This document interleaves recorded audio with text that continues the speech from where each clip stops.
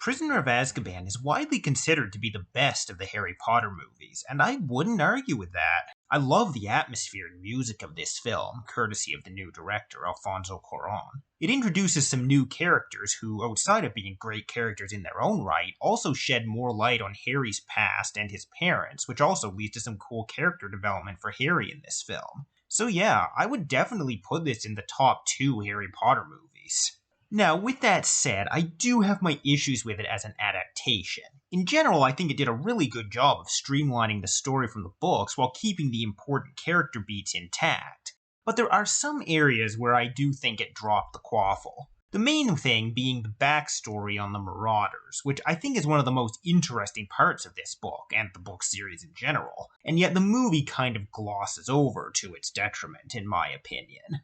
There are other issues I have with it as well, but I'll talk more about those when I get there, so without further ado, let's get started.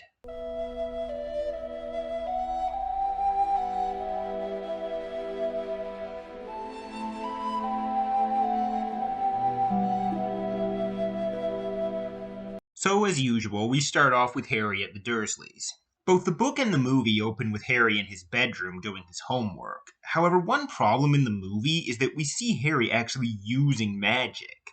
Underage wizards aren't allowed to use magic at home. Why isn't he getting any letters from the Ministry about this? It doesn't really make sense. One really hilarious part from the book that I'm kind of sad didn't make it into the film is that Ron tries to call Harry and Uncle Vernon answers. Ron, who has never used a phone before and has no idea how they work, shouts everything at the top of his lungs. I would have loved to have seen that in the movie. Now, in the book, on this same night, we see Harry get several letters by Owl, as well as birthday presents from his friends. We don't exactly see this in the movie, but for the most part, the things they send and tell him are given or told to him at later points throughout the movie. And for the most part, I think they work more naturally for the sake of a movie. The first letter he reads is from Ron. He tells Harry that his father won a prize of gold at work and spent it on a family trip to Egypt. In the movie, he tells Harry this when they meet up at the Leaky Cauldron. What he doesn't tell Harry in the movie is that they also use some of the gold to buy a new wand for Ron. It would have been nice to know this, and that Ron didn't go through the rest of the series with a snapped wand. In the letter, he also tells Harry that Percy is head boy, but we learn that pretty clearly from Percy later in the movie. Excuse me, I'm head boy. You listen, I'm head boy! Now, the birthday gift Ron sends Harry, I do think should have been included in the movie at some point, because it adds an extra layer of suspense and mystery to the story. And it was actually in a deleted scene. Ron brings it to him from Hogsmeade. It's a pocket sneakoscope, a device that lights up and spins whenever someone untrustworthy is nearby. However, Ron thinks it's broken, as he says it keeps going off at really weird times. And throughout the story, we see it going off every now and then, including in the train compartment with Professor Lupin, throwing a bit of suspicion onto him. However, what we realize in hindsight at the end of the story is that every time it went off was when Scabbers the rat was nearby. It was warning us about him from the beginning. Moving on, the next letter Harry opens is from Hermione, telling him she's in France with her parents and sending him a broomstick servicing kit. The movie cut this completely because it's not necessary to the story. The next present is from Hagrid. He sends Harry the Monster Book of Monsters for the Care of Magical Creatures class. In the movie, this is provided to Harry by Fudge at the Leaky Cauldron, along with his other school books. The final letter is from Professor McGonagall, and this one I do wish the movie had gone into a bit more detail on. Basically, it tells him that third years are allowed to visit Hogsmeade Village on certain weekends as long as they have written permission from their guardian. So Harry tries to get Uncle Vernon to sign it, which doesn't work out because... yeah. He then tries to get Fudge to sign it at the Leaky Cauldron and McGonagall to sign it at Hogwarts. Both refuse, mainly, though they don't tell him so, because they think it would make him an easier target for Sirius Black if he was there. In the movie, we briefly see Harry ask Vernon to sign some form, and that's all we hear of it until the actual Hogsmeade trips start. It would have been nice to understand a bit better what this was all about. So, yeah, a couple things I think should have been kept in the movie, but for the ones that were kept in, I agree with the movie's decision to introduce them at different points rather than all right here. Moving on from that, the stuff with the Dursleys in this one mostly revolves around Aunt Marge's visit. In the movie, we cut right to her and Vernon arriving home after he picked her up. However, in the book, there's a bit before that. One interesting thing is that Harry and the Dursleys see a news report about an escaped convict whose last name is Black. As we learn shortly, this is actually Sirius Black, who escaped from Azkaban. While I understand why the filmmakers didn't feel the need to include this, I do think it gives a bit more of an idea of how dangerous Black supposedly is, because even the Muggles have been told about him, though they weren't told that he's a wizard, of course. We also see Harry and Vernon make a deal, or rather, Harry blackmails Vernon. Since Marge doesn't know Harry's a wizard, Harry promises to act normal and keep quiet about it if Vernon will sign the Hogsmeade permission form after her visit. The visit itself is mercifully shortened in the movie. In the book, it's said to have lasted several days, but it seems to all be condensed into one in the movie. Still, the movie gets everything across really well, as we see Marge mercilessly bully Harry and insult his parents, despite never having known them. Pam Ferris absolutely nailed this performance, to the point that I'm genuinely tempted to use the C word. We see even more of Marge bullying Harry in the book, but I'm honestly glad the movie cut it down. And I will say, one line I'm glad the movie kept in is this. You'd have been straight into an orphanage if you'd been dumped on my doorstep, Vernon. The reason I'm glad they kept this is because while it initially seems like a bit of a throwaway, it does sort of make us think a bit. Given the way they treat Harry, why didn't the Dursleys just leave him at an orphanage? Sadly, the movies never answer this question, but in the Order of the Phoenix book, we do actually get an answer, which also ties into the reason Harry has to return to the Dursleys every summer, something we also get an answer to in that book. I'll talk about all that when I get there, though. So Harry gets so angry, he blows up Marge with magic. In the book, she doesn't float out of the house, but honestly, I'm fine with that. It's funnier, and she kinda deserves it. Harry, having had enough, runs away. Aside from this one moment where he kicks his trunk, we don't get nearly as much of Harry's despair and panic in the movie as we do in the book. In the book, from this point until he meets Fudge at the Leaky Cauldron, Harry is certain he's going to be expelled or arrested for blowing up Marge, and goes through all the worst scenarios in his head. It's really no one's fault we don't see as much of this in the movie, though. As I've mentioned before, it ultimately comes down to the lack of inner dialogue in a movie. I think I'd also like to take this moment to praise the movie for its atmosphere. It has a much darker and gloomier feel than the first two movies, which makes sense considering this movie prominently features the Dementors, who are beings of pure darkness and despair. Even this scene with Harry sitting alone in a dark playground has a very uneasy feel to it, and gives us a nice taste of things to come. So Harry gets his first glimpse of the huge black dog, who, as we learn at the end, is Sirius Black. One kind of odd thing in the movie is that the dog actually barks at him for some reason, whereas in the book it just kind of stares. I'm not quite sure why Sirius would bark at Harry, honestly, especially as in the book he explains at the end that this was him just trying to get a look at Harry before heading to Hogwarts. The only thing I can think of is that maybe he wanted to startle Harry into backing off so he wouldn't get run over by the night bus? Speaking of the night bus, one thing that isn't explained in the movie is why the night bus shows up here. This was because the way to signal the night bus is to stick out your wand arm, and Harry did this to point his wand at the dog. I love the way the night bus itself is portrayed in the movie. Lee Ingleby is great as Stan Shunpike. They made him a bit more grumpy and impatient in the movie, but honestly it's kind of funny, and he's not a major character, so it's fine. What you doing down there? I fell over. What you fell over for? I didn't do it on purpose. What you looking at? Nothing. Also, I just love how he reads the introduction from a cue card. The shrunken talking head at the front of the bus wasn't even in the book. This was completely an invention of the movie, and honestly, I think its commentary is pretty funny, especially with all the funny things they made the bus do in the movie, which also weren't in the book. One other small change here is that in the movie, Harry doesn't even give Stan a name, but in the book, he introduces himself as Neville Longbottom. So Harry sees Sirius Black on the Daily Prophet issue Stan is reading, and in the book recognizes him from the Muggle news.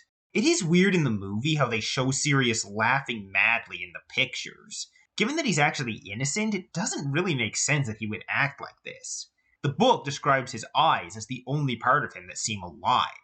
The book goes into a bit more detail on Black's alleged crimes, namely that he once killed 13 people with a single curse. This adds an extra layer to the fear surrounding Black throughout the story.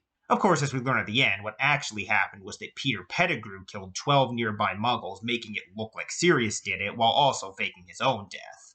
I will say, though, I do kind of love this line from the movie. He was a big supporter of... You know who. Reckon you've heard of him? Yeah. Him I've heard of. Upon arriving at the Leaky Cauldron, Harry, in the book, is picked up by Cornelius Fudge himself, who mentions Harry's name, causing Stan and Ern to excitedly realize they've been transporting Harry Potter this whole time. In the movie, he's picked up by Tom, the Leaky Cauldron barman, who takes him to Fudge. Tom, by the way, has been completely recast after the first movie. I doubt non-readers even realize they're supposed to be the same person. Honestly, I do kind of enjoy this version of the character, even if it's a completely different character from the book. We did meet Fudge briefly in Chamber of Secrets, but this is really where he starts to become more prominent in the story. Robert Hardy was a great choice to play him. He has the right look and successfully pulls off this portrayal that is kind and fatherly, but also accompanied by this slight sense that he's just trying to ingratiate himself with people.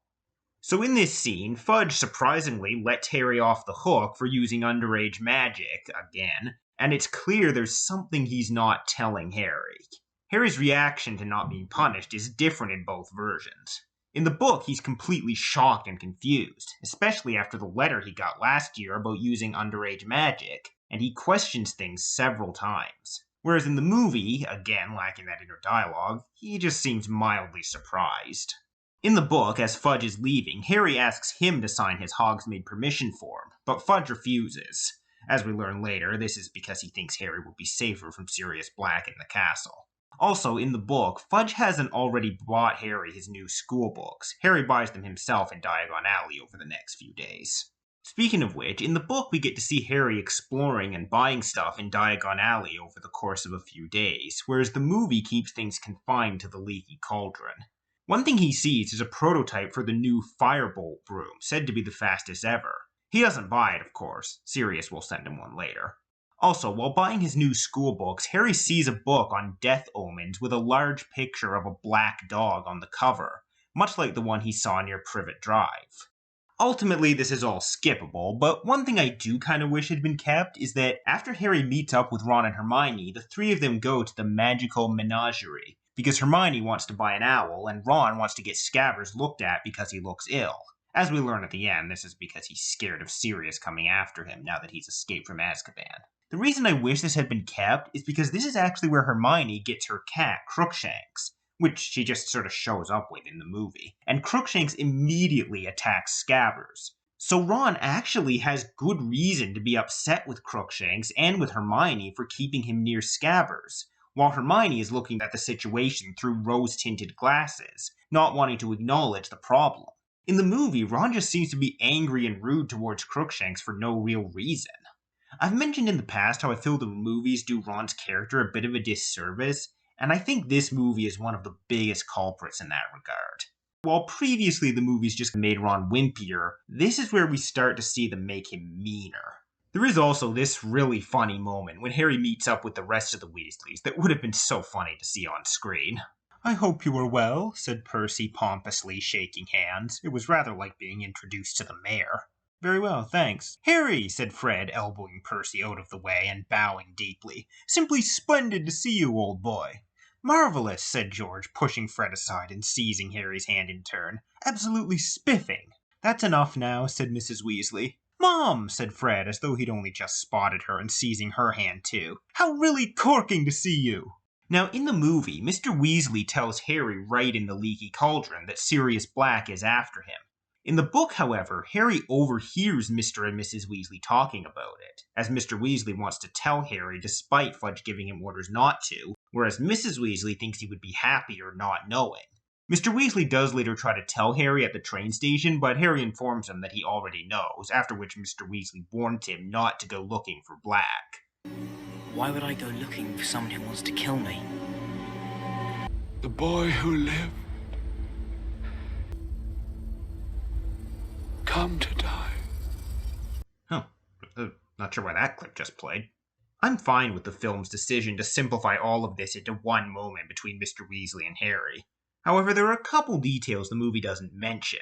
Firstly, that shortly before his escape, Black had been heard repeating to himself in his cell the words, "He's at Hogwarts," which is why the Ministry thinks he's after Harry, and we're primed to think so as well. Of course, as we learn at the end, he's actually talking about Peter Pettigrew. The second thing is that the Azkaban guards will be taking up guard around Hogwarts, much to Dumbledore's chagrin. In the book, we see that Harry, Hermione, and the Weasleys get to the train station using Ministry cars sent by Fudge, really as a means of protecting Harry, and they board the train. And this is where we meet one of my favorite characters in the whole series, Remus Lupin. David Thewlis was yet another excellent casting choice. Lupin is warm, wise, and patient, and also has a humorous side. Yet he is also often very tired thanks to his dark and deadly secret. Thewlis brings all of this across flawlessly and has exactly the right look as well. I fully believe that this is a guy whose condition has aged him beyond his, well, age.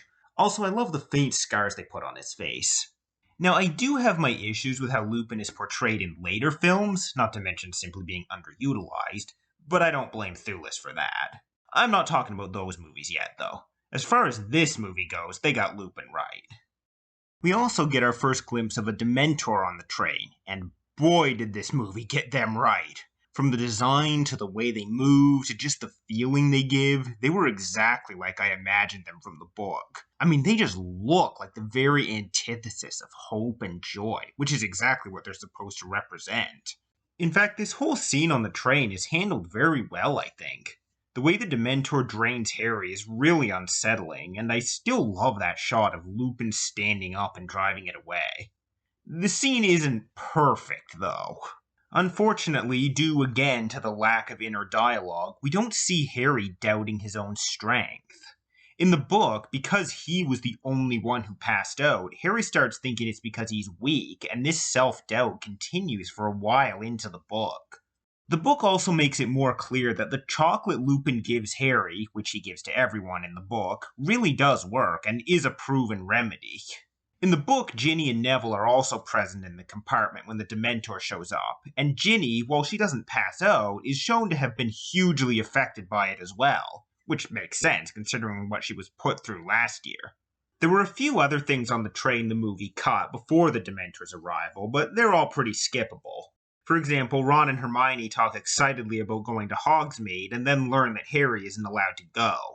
Ron tries to convince Harry to sneak out, but Hermione thinks it's for the best if Harry stays at the castle, with a serial killer supposedly after him. Crookshanks also takes another leap at Scabbers, giving Ron further reason to dislike him. They also have an encounter with Malfoy, Crabbe, and Goyle, who show up at the compartment, but quickly back out when they see a teacher is there. So moving on, the train arrives at the station, and I like how the movie actually shows the seemingly horseless carriages that take the students to the castle. As we learn later in Order of the Phoenix, these carriages are actually pulled by Thestrals, but Harry can't see them yet. So I like that the movie took the time to foreshadow this even the smallest bit here.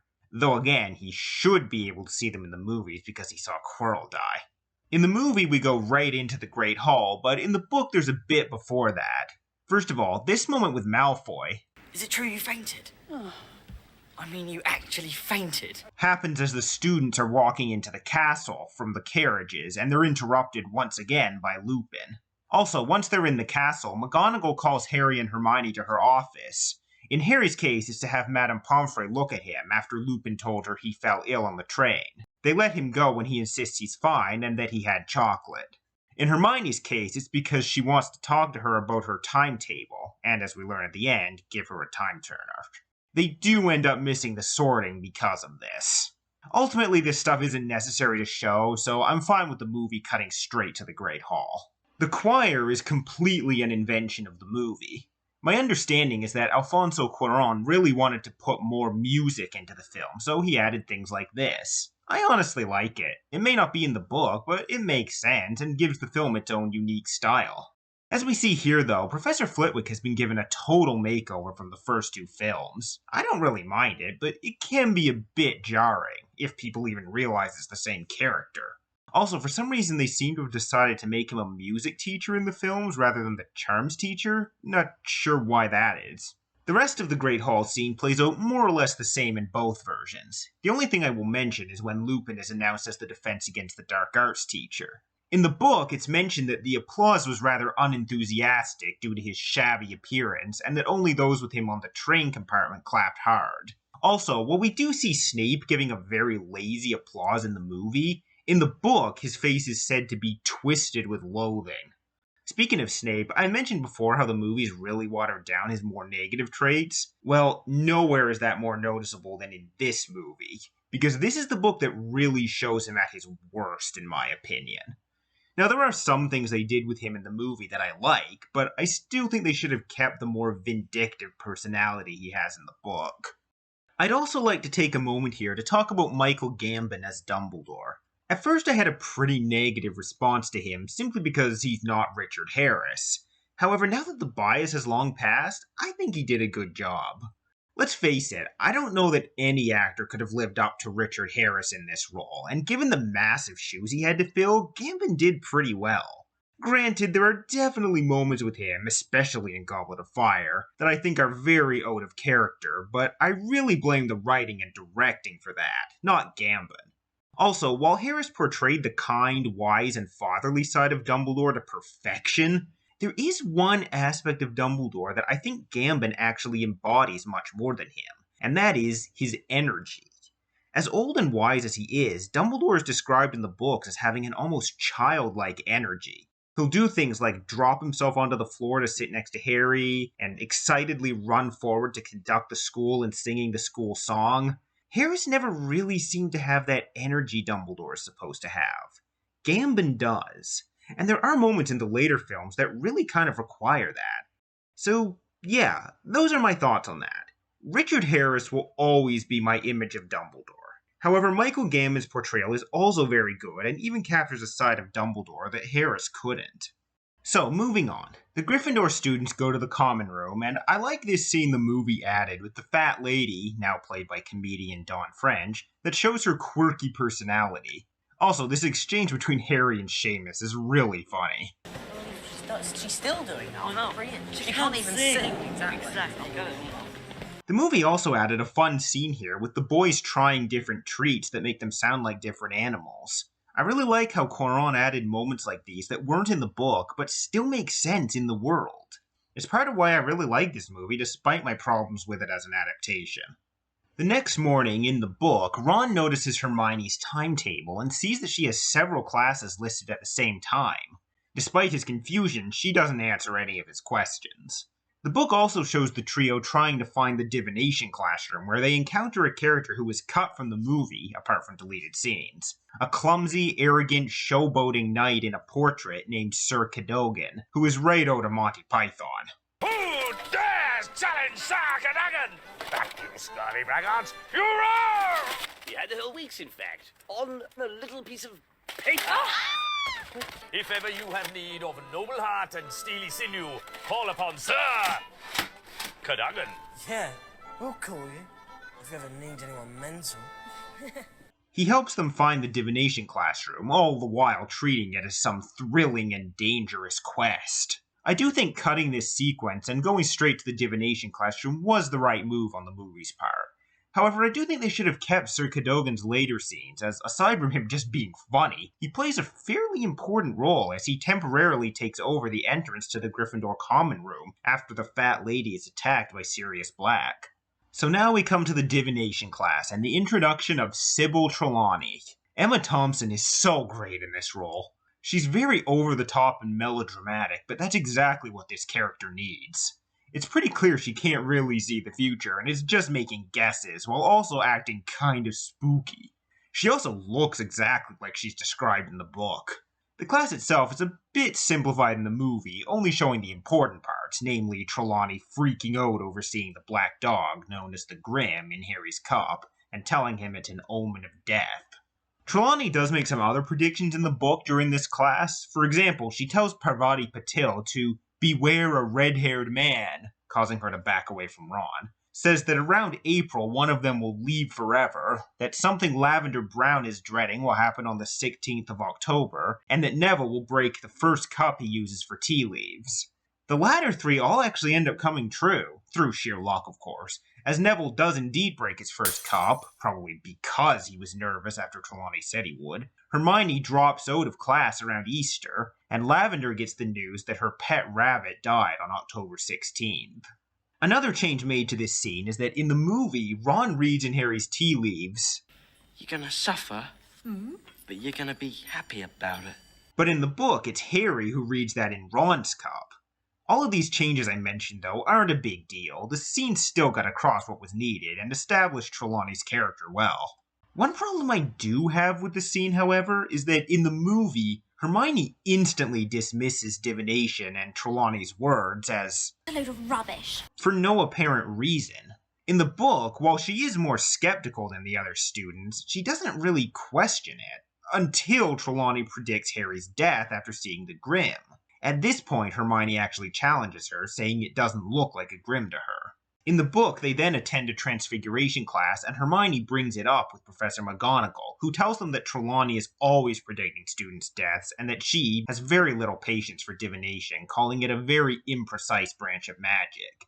It's at this point where Hermione seems to truly dismiss the subject as, again, as she puts it, a load of rubbish. I like this much better because while it is in character for Hermione to be somewhat skeptical of something that can't be learned in a book, it's not in character for her to dismiss it outright based on nothing. It's only when the death of one of her friends is predicted that she starts to truly doubt it, and even then, she doesn't fully dismiss it until she has her suspicions confirmed by another teacher, who she respects and trusts. In the movie, as is the case with a lot of things, they just kind of made Hermione know everything. By the way, I love this moment when Hermione first asks McGonagall, "Please, Professor, we've just had our first divination class, and, of course, there is no need to say any more, Miss Granger. Tell me, which of you will be dying this year?" And also, after McGonagall has explained everything, "You look in excellent health to me, Potter, so you will excuse me if I don't let you off of homework today. I assure you that if you die, you need not hand it in." This transfiguration class is also where we first learn about Animagi, wizards who can transform into animals, as McGonagall demonstrates by turning into a cat. This will, of course, be important later in this book, as well as the series as a whole. In the book, we see the trio have lunch together, where Harry tells them about the gigantic dog he saw after leaving the Dursleys, and Hermione and Ron, who still believes in the Grim as an omen of death, get into an argument about divination and Harry's potential death. Hermione also mentions her arithmancy class, which confuses Harry and Ron as she had been with them all morning, so she couldn't have been to an arithmancy class. Getting back to the stuff the movie covered, we then come to Hagrid's Care of Magical Creatures lesson, where we meet Buckbeak, the hippogriff. Now, in the book, it's not just Buckbeak. Hagrid actually brings about a dozen hippogriffs, but I can understand the movie wanting to save on their effects budget here. Buckbeak's the only one that's important to the story anyway. The first part of the class plays out the same, with Harry approaching and bowing to Buckbeak, patting him, and then riding him. The movie extended Harry's flight on Buckbeak significantly, having them fly all around the castle, where in the book they just circled the padding a couple times. Also, Harry's reactions are very different here. In the movie, he grins after patting Buckbeak and seems downright ecstatic while flying. In the book, Harry's very nervous about the whole thing and actually finds the flight very uncomfortable compared to a broomstick. The events leading up to Malfoy's injury are also a bit different. In the movie, he rather stupidly insults Buckbeak while marching up to him.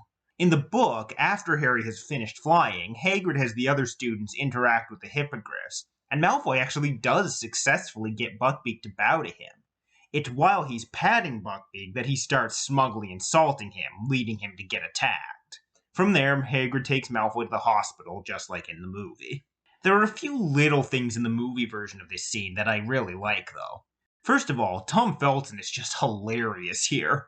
His arrogance, his fake scared expression before telling Harry there's a Dementor behind him, and of course his pathetic whimpering after being attacked. Oh, it's killed me! It's killed me! Oh, you're gonna regret this. You and your bloody chicken. I also like how in the movie, Hermione is the one to push Hagrid into taking Malfoy to the hospital, showing her caring nature even towards people she hates. Also, this moment between her and Ron.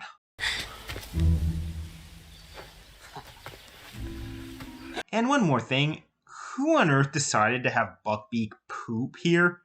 They totally didn't need to do that, but I just love those kinds of little details. I don't know, maybe I'm just childish. The movie cut a scene where the trio go to Hagrid's hut to comfort him and find he's been drinking because he thinks he's going to be fired after what just happened. They tell him it was Malfoy's fault and that they'll defend him as witnesses.